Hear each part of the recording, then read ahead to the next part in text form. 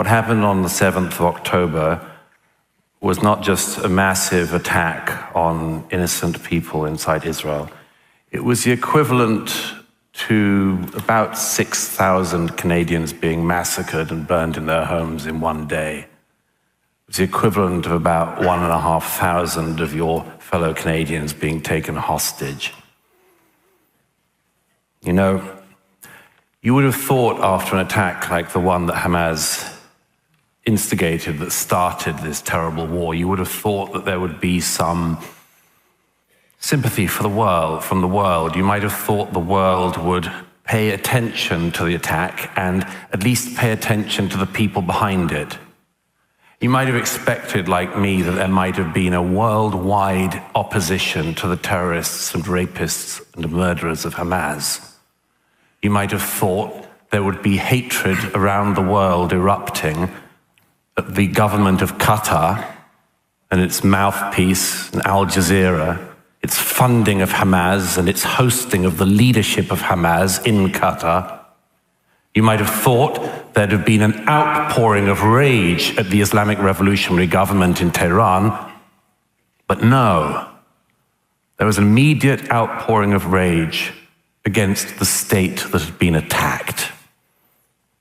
Bring back our girls, we had 10 years ago in the war in northern Nigeria, which I also covered. Bring back our girls. No international campaign saying bring back our Jewish children.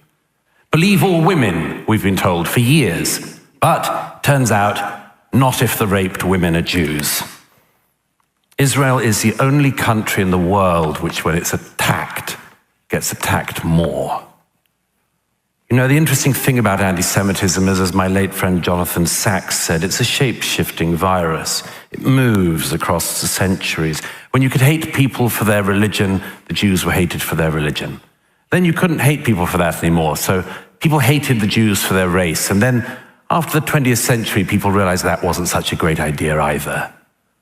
Now, the Jews are hated not for their religion or their race, but for having a state.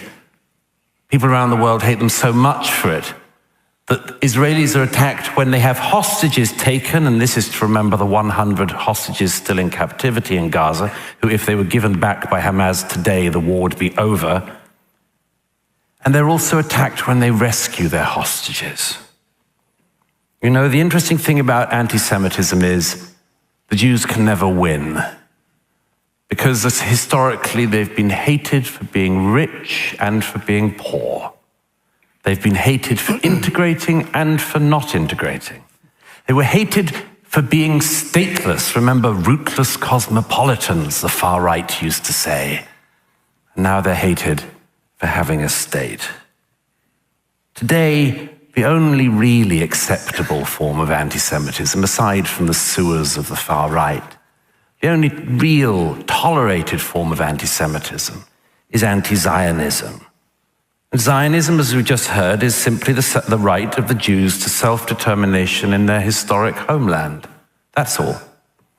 Anti-Semitism, as we've also just heard, is double standards against Jewish people, or cruel and unfair treatment of people because they're Jews.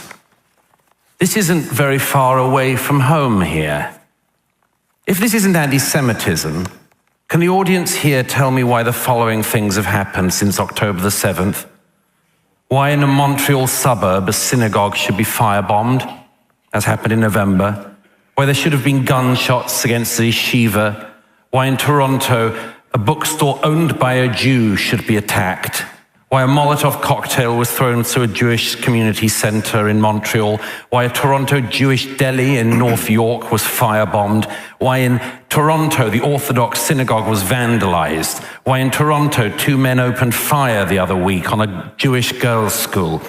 If it isn't anti-Semitism, tell me why just a week ago pro-Hamas protesters tried to go through Jewish areas in this city shouting not just Allahu Akbar, but, and I quote, sorry for the language, fucking filthy fucking Zionist pigs, dirty Zionist rats. Have you heard that language before? The Jews have. Now look, if you are interested in this motion, just bear this in mind. It's not about Netanyahu, it's not about this war, it's about double standards. And one question hovers over it above all, the question of who would protect the Jews. Who would you trust to protect them? The Europeans? The Arab world? No. History shows only one people will protect the Jewish people.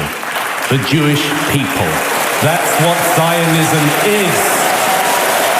Thank you.